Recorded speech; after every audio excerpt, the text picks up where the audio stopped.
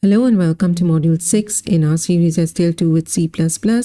In today's session, we're going to focus our attention on the blitting and maneuvering of sprites on screen. To begin our discussion, let's revisit the SDL keyboard event structure.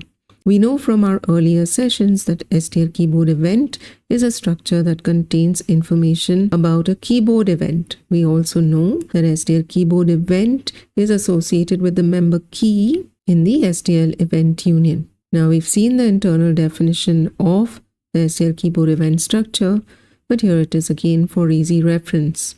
At this point, may I ask that you leave a like on this video, and if you're enjoying the series, do subscribe to the channel. It not only helps promote the channel, it means a lot to me as well and keeps me motivated to create more content like this. Thank you. Now let's get back to the project. Looking at the structure, we know that the type of event that occurs is stored in the member type. We also know that the member state reports similar information to the member type and therefore is redundant. Now, with regards to the type of event, we know that when it comes to a key on a keyboard, the type of event reported could be either SDL key down if the key is pressed or SDL key up if the key is released. Now with regards to the third member, keysim, which is of SDL keysim type, we have looked at the structure of SDL keysim, but we will come back to it again for the purposes of our discussions today. But before we do that, there is another member we need to talk about, and that is the repeat member, which we haven't spoken about so far. This member keeps track of whether a key has been pressed repeatedly. So if you keep a key pressed continuously, repeat will return a non-zero value, and you can check for this in your code, and we will do that shortly when we write code. Now let's look at the SDL keysim structure again. We know already from an earlier session that SDL keysim is a structure that reports information about the key that was pressed. We've also looked at the internal definition of SDL keysim, and we've seen the two data fields, SDL scan code and sim. If you recall, SDL scan code is the value reported by the keyboard. In other words, it is a hardware dependent value, whereas sim on the other hand is an SDL defined value, right? So it's library defined. You may also recall that we've looked at the two tables, scan code table and the key codes table.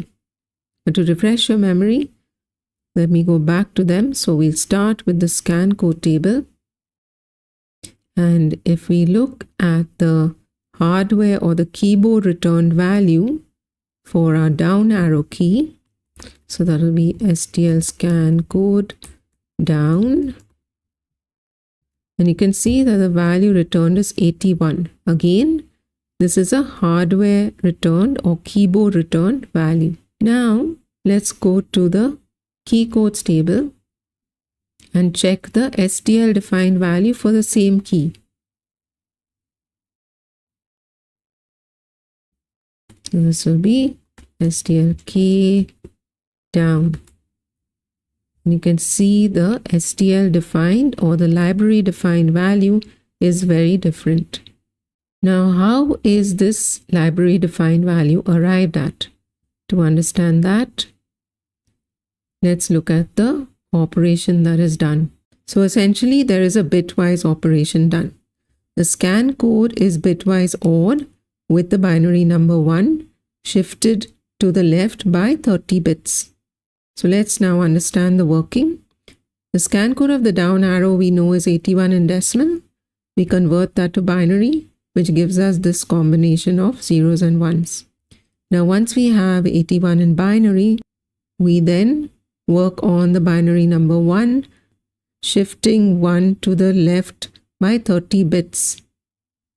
So when you're talking about a bit shift left, what you're doing is actually for each left shift, you're multiplying by 2.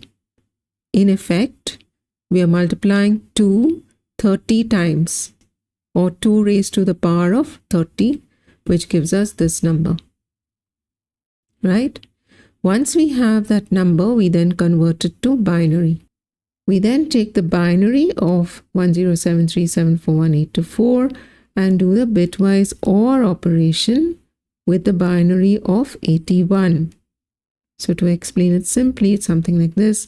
Wherever you see a 1 there, either in the number above or below, the resultant binary number will have a 1 or what is called an on switch in the same positions, right? Which means in the resulting binary number, we will have a 1 here or an on switch here, here as well, here too, and here as well, giving us a binary number like this.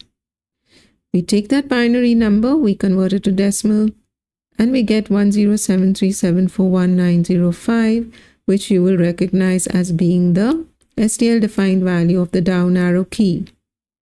Now, if you're wondering how we convert to decimal, that's pretty simple.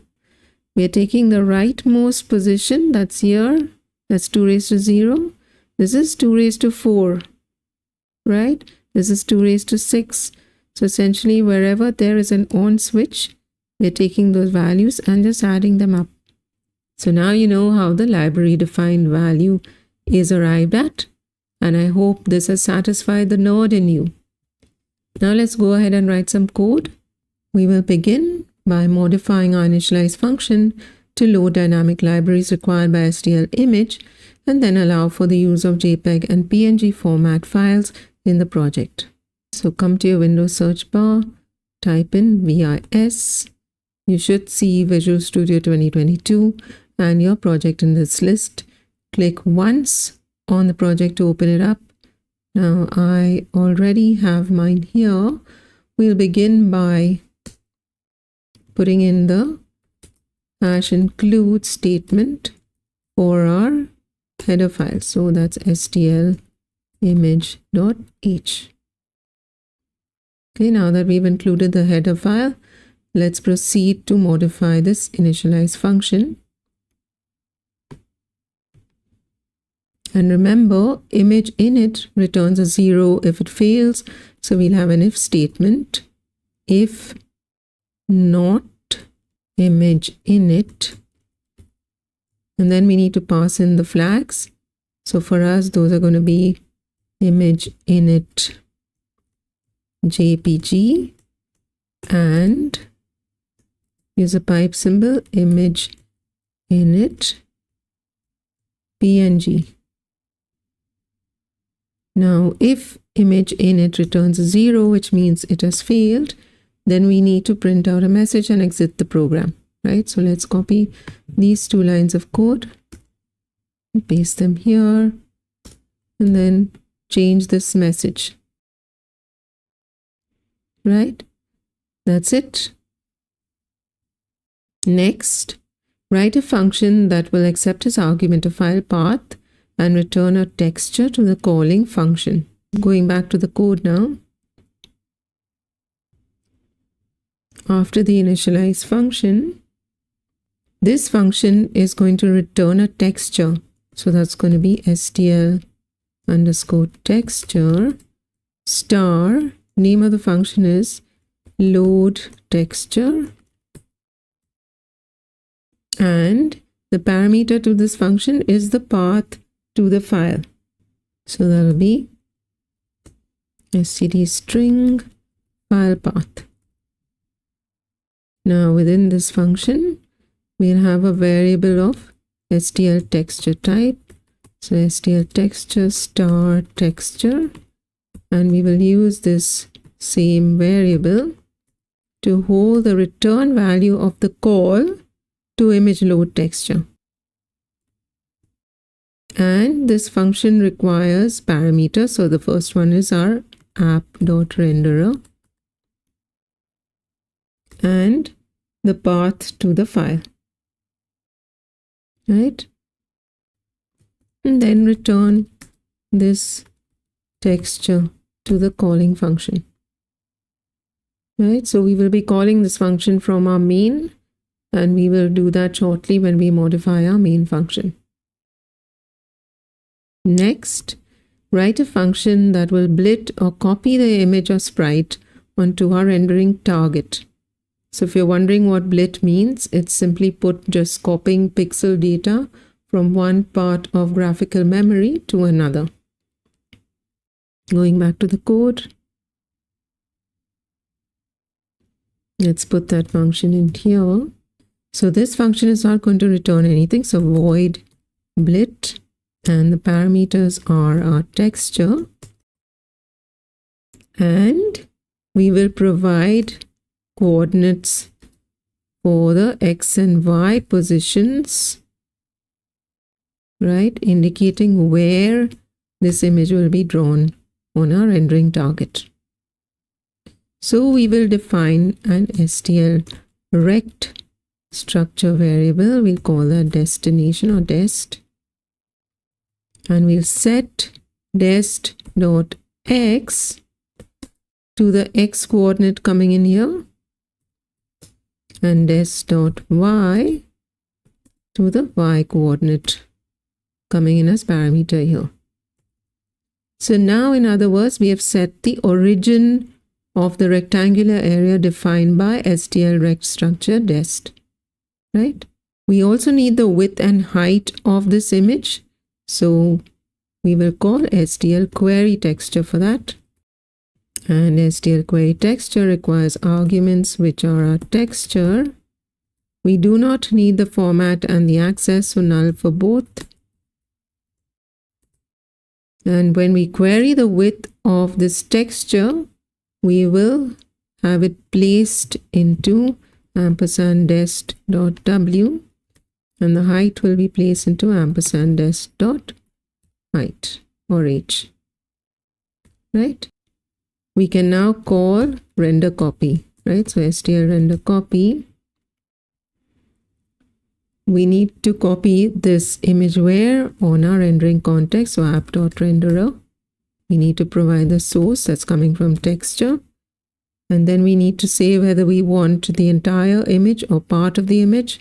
We want the entire image to be copied, so null for that. Where do we want it copied? In the rectangular area defined by dest, so ampersand dest. So that completes that function. Next, modify get input so that the function can handle a keyboard event. So going back to the code, we have get input right here.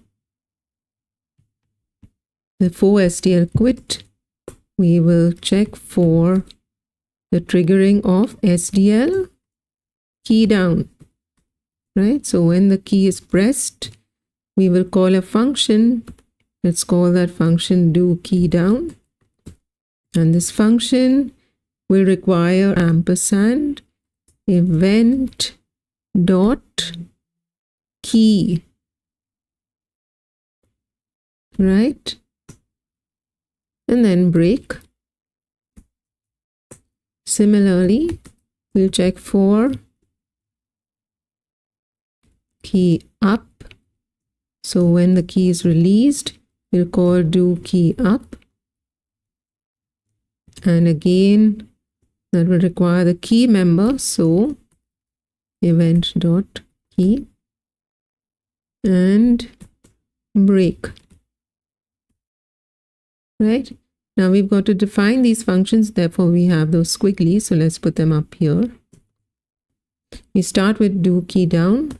So that's void do key down, and the parameter coming in is of SDL keyboard event type. Remember, the member key in the SDL event union is associated with the SDL keyboard event structure, right? So keyboard event, and that will be star event. Okay. Now, before we proceed to write the code for this function, we need to make a modification in our struct.h in this app structure. So here we will introduce integers, integer up, integer down, integer left, and integer right. Now, how we'll use these, we will see shortly. Let's go back to main.cpp. And within this function, we'll first begin by evaluating the repeat member. Okay, so if event, and remember we're using pointers, so arrow repeat is equal to 0,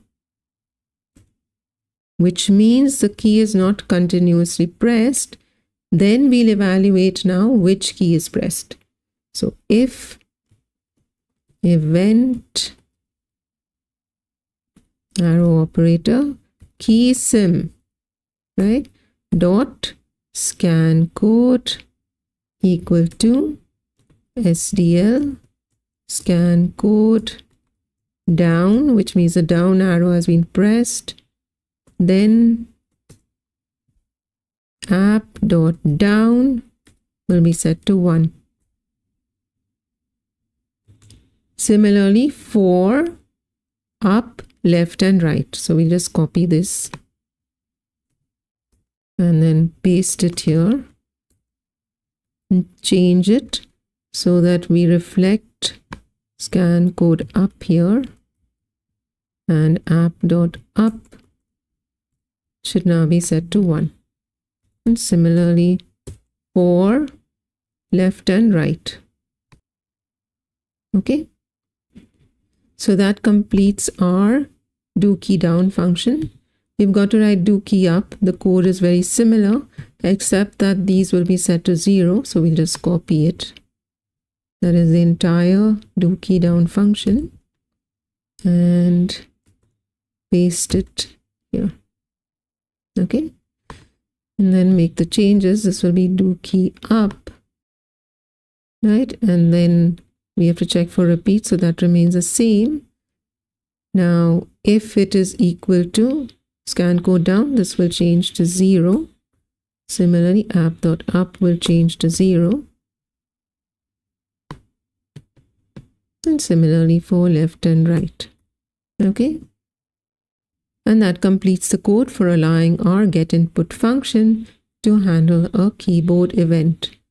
So what will happen here is if the key is pressed, we'll have do key down executed, right? A check will be done for the repeat member. If the key is not repeatedly pressed, then we'll evaluate which key it is and accordingly set that integer to 1, right? Similarly, if the key is released, we will set the relevant integer to 0. Okay. Next, modify the main function now to allow for movement of the sprite. The sprite needs to move up, down, left, and right. Come back to the code and to our main function. Now, we are introducing a sprite, right? So we will need a structure for that. Let's now add another structure here. So that'll be type def struct. And here we will have int x, int y, int w, int h. What these will be used for, we will see shortly. We will also need a texture type variable. So SDL texture type pointer, and let's call that texture. And we will call this sprite, right? Then in our main.cpp, we will introduce a variable of type sprite and call that sprite.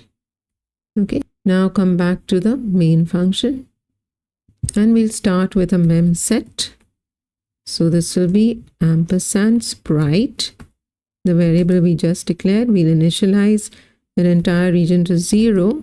The size of the region will be defined by the structure definition of sprite. Then we're calling initialize, right? After this, we will have a variable. Now we need to declare this variable So let's introduce it up there. So this will be again a texture. So SDL texture star rabbit texture. Okay. And now rabbit texture will hold the return value of the call to the load texture function that we defined earlier, and load texture will take the path to the file. So here we're just putting in the name of the file. Why? Because this file will exist in our project directory. Now where will you find this file? There is a link in the description of this video. Make sure that when you right click on your project folder,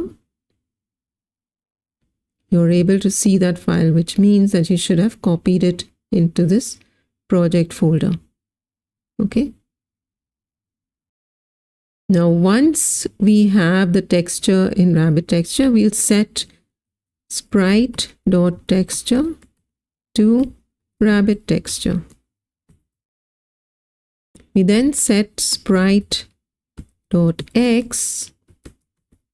to 120, sprite.y to 120. So now you see how we are using the integers x and y, right? In effect, we are setting the position for where this image will be drawn. Now, in the loop, that's the while loop, after we call get input, remember within get input, we're checking for the keyboard event, that is SDL key down or SDL key up.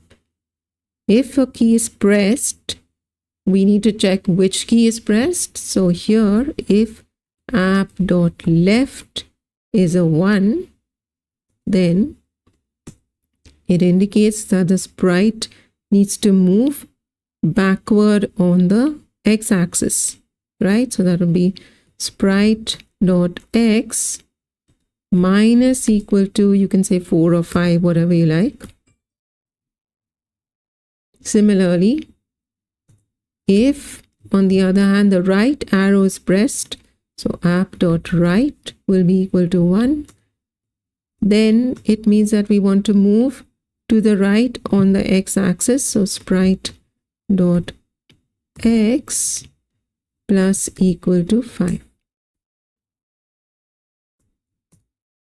Then we check if app.up, which means the up arrow is pressed, and that means the sprite needs to move backward on the y-axis, right? Or up on the y-axis. So that'll be sprite.y minus equal to 5. And similarly,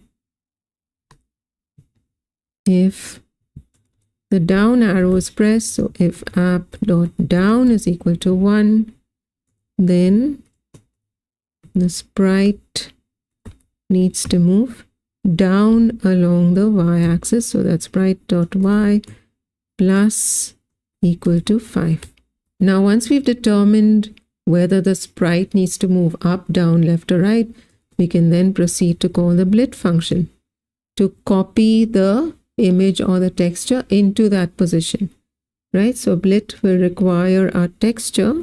So I'm going to say rabbit texture. You can also use sprite.texture, and then sprite.x and sprite.y.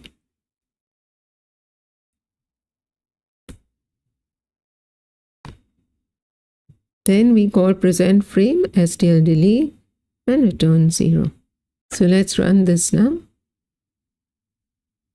So we have some errors here, as you can see. So in struct.h, let's go there. There is a semicolon missing here.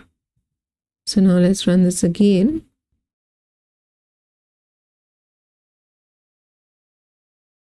And there we have our sprite. Now you can move it down, right, up, left. Okay. This ends our session for today. Till the next session, take care. Bye.